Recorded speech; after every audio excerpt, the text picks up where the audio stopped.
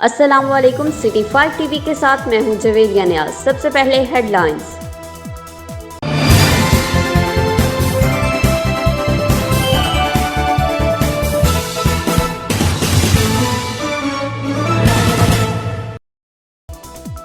खबर शामिल करेंगे चनियोट से।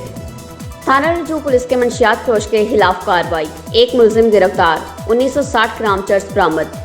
कलीमुल्ला ASI ने कार्रवाई करते हुए मुलजिम सफ्तर को गिरफ्तार किया। मुलजिम के खिलाफ मुकदमा दर्ज, मजीद कार्रवाई जारी। रिपोर्ट कर रहे हैं एहसान अहमद। जी बिल्कुल, चनियोट थाना रजोआ पुलिस की मंशियात फिरोशों के खिलाफ कार्रवाई। कलीमुल्ला ASI ने कार्रवाई करते हुए मुलजिम सफ्तर को गिरफ्तार कर लिया। मुलजिम के कब्जा से 1960 ग्राम चर्स बरामद करके मुकदमा दर्ज कर लिया। मजीद कार्रवाई जारी। Ehsan Ahmed Aziz, bureau chief, city 5 news, Chiniot. खबरों से बाखबर रहने के लिए हमारा पेज जरूर लाइक करें। जवेरिया नियाज को दीजिए इजाज़त। अल्लाह निगहबान।